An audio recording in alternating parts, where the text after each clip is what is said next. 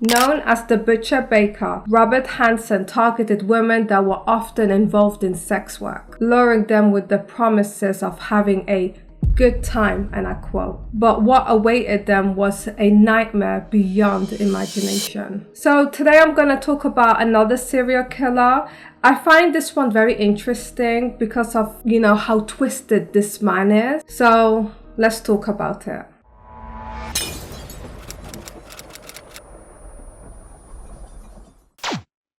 In a small town in Iowa, Robert Hansen was born on February 15th, 1939. He grew up in a strict household where his Danish immigrant father was religious and domineering and very, intimidating man. And his mother was very sweet, and she actually showed a lot of care and love towards Robert. However, both parents had very high expectations for Robert, and he struggled to meet them. Robert was a very shy child. He was also quite frail and small built. He was often bullied by his peers, and he had a lot of trouble trying to fit in. He had no friends because at the age of 9, he developed a stutter, and it was so bad, he couldn't really communicate with anyone, especially girls. He also had a severe case of acne, and when the acne cleared, it left a lot of severe scars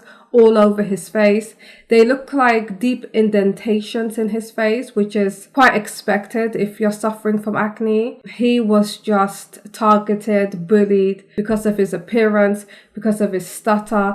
And kids are cruel, so you can imagine what it was like. As he grew older, he was feeling a lot of anger and resentment towards his peers, especially when he went home. His dad was belittling him. He was quite mean and domineering and expected him to do what he says at all times. So he could never catch a break, and he never felt safe, and it's quite sad. It really is. So in December 1960, once he finished high school, he just went into the building again one night and he set his school on fire. He burnt down his school that was located in Pocahontas County in Iowa. He committed arson and he was imprisoned for 2 years. So you can see that Robert is actually slowly going insane because while he was incarcerated for 2 years, his wife divorced him and he was just angrier than ever. So a few years later, Robert has joined the US Army Reserve. He moved to Alaska in the 1960s. He was just seeking adventure and a fresh start, and he just seemed like he was living a normal life, He kept out of trouble. However, as the years rolled by, he did started committing petty theft, burglary. So despite Robert opening up a bakery, getting remarried, moving to Alaska, on the outside, it does look like he has his life together, and he did for a while. However, he began to become obsessed with hunting, and his dark fantasies were beginning to grow. So in the late 1970s, Robert couldn't hold down his urges anymore, so he decided to target sex workers. With that said, he was telling them, I'm going to give you guys a good time. He was using his charm, and he seemed quite friendly and approachable. So these women just went with it. However, he took them to a remote area in Alaska. His victims included women like 19-year-old Mary Thiel and 17-year-old Angela Fedorov. So once they were at this isolated location, he would assault them and release them. He was playing a twisted game of cat and mouse. So what he would do is grab the sex workers, take them to a remote area in Alaska. He would obviously kidnap them, assault them sexually, literally tie them up, torture them, and then he would tell them, I'm going to give you a head start to run. However, they are in a remote area in Alaska, and it's generally cold over there. There's nothing but ice and snow, open fields, and it's so hard to escape, and that was the whole point. So the women would be stripped naked and thrown into the wilderness where he would hunt them down like animals. He would use his hunting skills because he is an experienced hunter. He's been hunting most of his life. He was just shooting women. Some women did escape. However, due to the grueling temperatures, oh my God, these women, some of the women literally froze to death. Robert's way of murdering women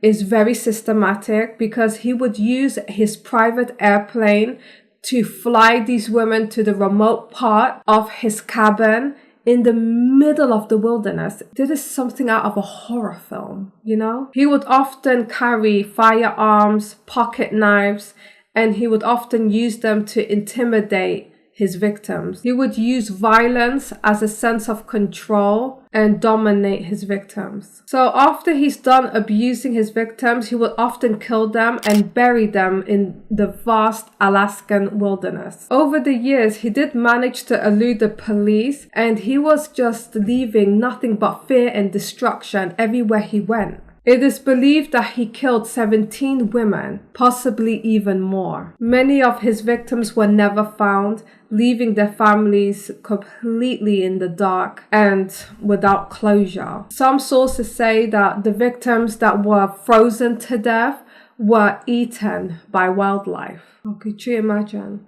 His murder spree lasted until 1983, when a young woman named Cindy Paulson managed to escape from him. The way Cindy escaped was quite impressive. She was handcuffed in the car with Robert. After he assaulted her and everything, she was obviously in fear and she was looking for a way to escape.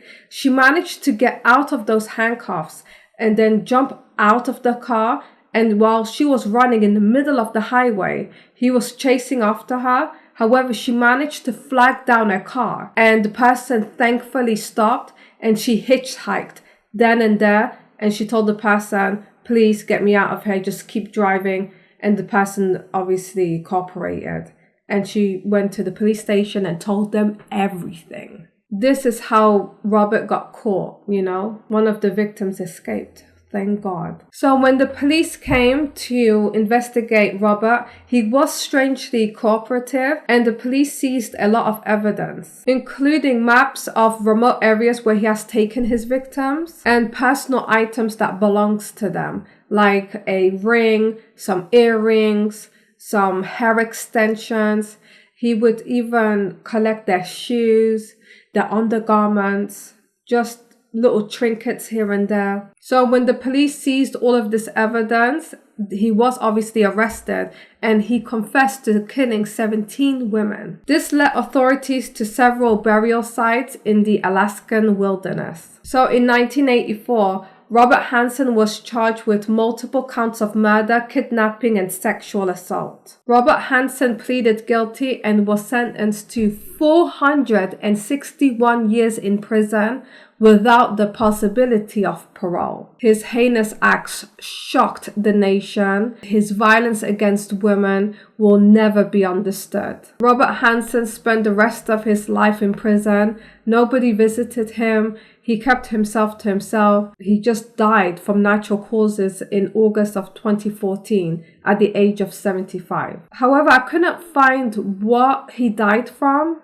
They kept it hidden for some reason. So what makes me quite interested in today's case is that he seems like a regular family man, you know? I just don't understand what led him to do such a thing, and why did he only target women? So from the outside, you know, he's just a baker, a family man, which is, he's doing quite well because he has this remote cabin and a private plane and everything. He has everything the average person wants and needs. So what led him to become this deranged, depraved monster that just kept on killing sex workers? And not in a regular type of way. He did it in a very systematic way. You know, he humiliated them, he overpowered them, he abused them, he sexually assaulted them, and then he let them out into the wilderness just to run for their lives, completely naked. And there was like a humiliation factor to it as well. I don't get it. It was a sick game of cat and mouse. I've never heard of someone doing something like this. And I'm trying to understand whether or not this is real, and it is, and I just can't comprehend why someone would do something like this. Till this day, many of the victims were never found and their bodies were never recovered. So this leads us to the end of today's case. I hope you found this one interesting. Do stay safe and hydrated, and I will see you guys in my next one. Thanks for watching. Bye.